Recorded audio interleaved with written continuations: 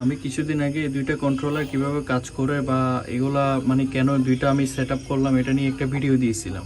তো ওই ভিডিওটা এক ভাই হচ্ছে আমাকে কমেন্ট করছিল যে ভাই আমার হচ্ছে কিছু পুরাতন প্যানেল আছে এরকম এরকম মানে ধরেন একটা 40 ওয়াট, একটা 80 ওয়াট, একটা 150 ওয়াট এই টাইপের। তো আমি একটা বড় প্যানেলও নিয়েছি, আমি চাচ্ছি এখন সবগুলা মানে সোলার প্যানেল হচ্ছে এক জায়গায় করে হচ্ছে আমি প্যারালাল কানেকশন করে হচ্ছে আমি একটা কন্ট্রোলার ব্যবহার করতে।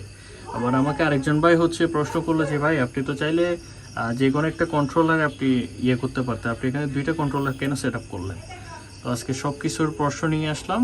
তো যারা এখন আমার ইউটিউব চ্যানেল এবং হচ্ছে ফেসবুক পেজটা ফলো করেন নাই তারা ফলো করে পাশেই থাকবেন এরকম নিত্য নতুন ভিডিও পেতে। তো ভিডিওটি শুরু করি।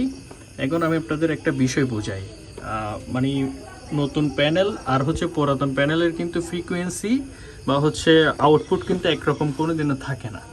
আপনি যদি সব কিছু হচ্ছে প্যারালাল কানেকশন করে নিচে নামায় আনেন বা একটা কন্ট্রোলারের মাধ্যমে যদি আপনি আউটপুটটা নেন, এটা অবশ্যই ভালো, কারণ আপনি একটা মানে কম দামের মধ্যে সব কিছু সেরে ফেলতে পারতেছেন। দুইটা নিলে তো আপনার খরচ একটু বেশি যাচ্ছে। কিন্তু আপনি একটা কথা মাথায় রাখবেন যে একটা কন্ট্রোলার যখন আপনি নতুন এবং পুরাতন দুইটা প্যানেলে যদি প্যারালাল কানেকশন করে আপনি নিচে নামায় আনেন বা একটা কন্ট্রোলারের মাধ্যমে যদি আপনি আউটপুটটা নেন, তখন কিন্তু পুরাতন প্যানেলে যেহেতু আউটপুট ভোল্টেজ কম, নতুন প্যানেলের আউটপুট ভোল্টেজ একটু বেশি থাকবে। তো দুইটার সমন্বয়ে এটা সিনক্রোনাইজ করে আপনার হচ্ছে দেখা যাচ্ছে দুইটার মানে নতুন প্যানেলের যেটা পাওয়ার এটাও মানে কমায় আনতে পারে। ঠিক আছে, আপনি আউটপুট হচ্ছে নতুন প্যানেল থেকে যেরকম পাওয়ার কথা এরকম নাও পেতে পারেন। সেক্ষেত্রে হচ্ছে আমি আপনাদের একটাই পরামর্শ দিব, আপনারা হচ্ছে যেটা বড় প্যানেল সেটার জন্য যদি বড় আপনার হচ্ছে 625 ওয়াট বা 580 ওয়াট বা এরও বড় যদি থাকে, বা ছোট যেরকম প্যানেলই কিনেন না কেন, নতুনগুলো আপনারা সবসময় খেয়াল রাখবেন যাতে হচ্ছে একটা কন্ট্রোলার থেকে আপনারা আউটপুটটা নিতে পারেন।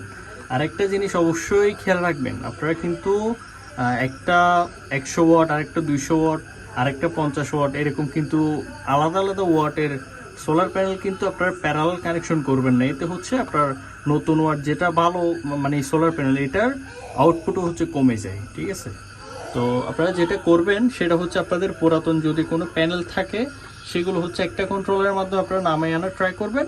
আর আপনারা যদি যেটা নতুন কিনেন সেটার জন্য একটা 1000-1200 টাকা খরচ করে একটা ভালো থেকে একটা কন্ট্রোলার আপনি যদি নিয়ে নেন তাহলে একদম ইজিলি কাজ করতে পারবেন।